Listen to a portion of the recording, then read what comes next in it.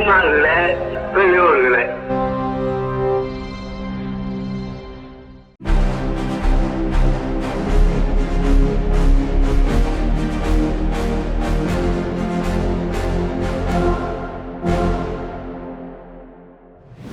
அனைவருக்கும் வணக்கம். உலகின் ஒரே பகுத்தறிவு நாளேடான விடுதலையில் உள்ள செய்திகளை இன்று பார்ப்போம். ராமன் என்ன செய்கிறான்? அயோத்தி ராமன் கோயில் காணிக்கை கொள்ளையோ கொள்ளை, 17 பேர் மீது வழக்கு. அண்ணா நூற்றாண்டு கூட்ட அரங்குகளை கட்டண உயர்வு கூடாது, கருத்து சுதந்திரம் மிக்கதாக அனைத்து நூலக கூட்ட அரங்குகளும் செயல்பட வேண்டும் என்று திராவிட கழக தலைவர் ஆசிரியர் கி வீரமணி அவர்கள் அறிக்கை விடுத்துள்ளார்.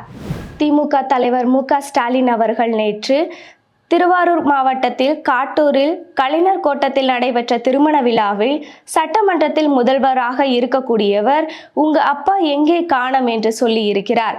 அப்பாவை இங்கே தேடாதீர்கள், மக்கள் மனதில் பதிந்திருக்கிறேன், அது போதும். நீங்கள் தேடும் இடத்தில் நான் இருக்க மாட்டேன், மக்கள் தேடும் இடத்தில் நிச்சயம் நான் முதல் ஆளாக நிற்பேன். நான் சட்டமன்றத்தில் இருந்தாலும் இல்லாவிட்டாலும் இன்றைக்கு நான் மக்கள் மனதில் இருக்கிறேன் என்கின்றார் திமுக தலைவர் மு.க. ஸ்டாலின் அவர்கள்.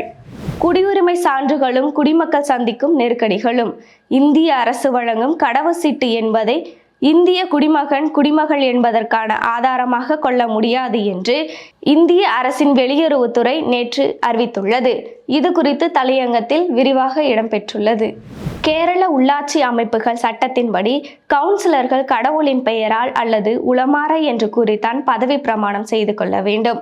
ஆனால் திருவனந்தபுரம் மாநகராட்சியில் சில பாஜக கவுன்சிலர்கள் பாரத மாதா, பத்மநாப சுவாமி, சபரிமலை ஐயப்பன், ஆற்றுக்கால் தேவி என பல்வேறு தெய்வங்களின் பெயரில் பதவி பிரமாணம் செய்தனர்.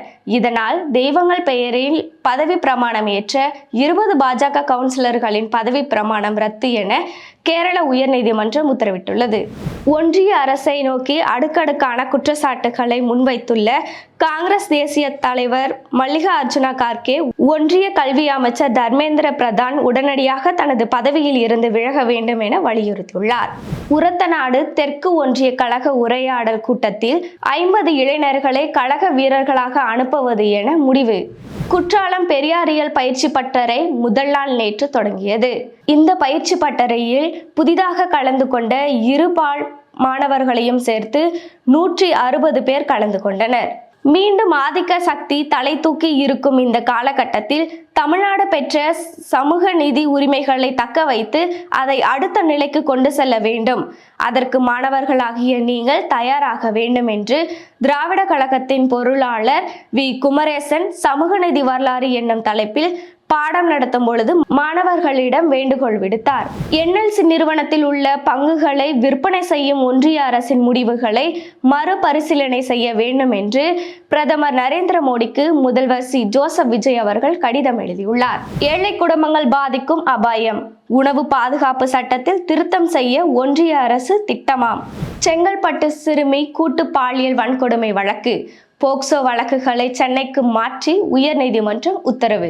தமிழ்நாட்டில் எல்னியோ தாக்கத்தால் தென்மேற்கு பருவமழை குறைய வாய்ப்புள்ளதால் விவசாயிகள் தங்களின் குறுவை பயிர்களை உடனடியாக காப்பீடு செய்து கொள்ள வேண்டும் என்று வேளாண்மை உழவர் நலத்துறை அமைச்சர் வினோத் அறிக்கை விடுத்துள்ளார். பள்ளி மாணவர்கள் ஒவ்வொரு ஆண்டும் சாதி சான்றிதழ் வழங்குவதில் ஏற்படும் சிரமங்களை தவிர்க்கும் வகையில் சாதி விவரங்களை அடங்கிய புதிய ஒருங்கிணைந்த அடையாள அட்டை வழங்கப்படும் என்று அமைச்சர் கே.ஏ. செங்கோட்டையன் அறிவித்துள்ளார். டெல்லி, பீகார், உத்தரப்பிரதேசத்தை தொடர்ந்து பாஜக ஆளும் கொல்கத்தாவில் கட்டுமான பணிக்கிடங்கில் மேற்கூரை இடிந்து விபத்தில் 4 பேர் உயிரிழப்பு, 21 பேர் காயமடைந்துள்ளனர். NCERT பாடத்திட்டத்தில் திருத்தம். சமூக அறிவியல் பாடத்திட்டத்தில் முக்கிய மாற்றம். NCERT பாடத்திட்டத்தில் திருத்தம். சமூக அறிவியல் பாடத்தில் முக்கிய மாற்றம். மேற்கு வங்கத்தில் 7 நீதிபதிகள் சிறைப்பிடிக்கப்பட்ட வழக்கில் காங்கிரஸ் நிர்வாகி கைது, NIA நடவடிக்கை. பெரியார் மணியம்மை அறிவியல் தொழில்நுட்ப நிறுவனத்தில் சூரிய மின்சக்தி நிலையம் திறப்பு இன்று நடைபெற்றது. இந்தியாவில் 14 ஆண்டுகளுக்கு பிறகு கடவுச்சீட்டு, பாஸ்போர்ட் மற்றும் இது தொடர்பான சேவைகளுக்கான கட்டணங்களை ஒன்றிய அரசு கணிசமாக உயர்த்தியுள்ளது. போதைப் பொருள் ஒழிப்பு நடவடிக்கை தமிழ்நாடு அரசுக்கு கேரள முதல்வர் கடிதம். அரசு மருத்துவர்கள் தனியாக தொழில் நடத்தக்கூடாது என உச்சநீதிமன்றம் திட்டவட்டம். மேலும் இது போன்ற ஏராளமான செய்திகள் விடுதலை நாளிதழில் இடம்பெற்றுள்ளன. வாசகர்கள் இதை படித்து பயன்பெறவும். நன்றி, வணக்கம்.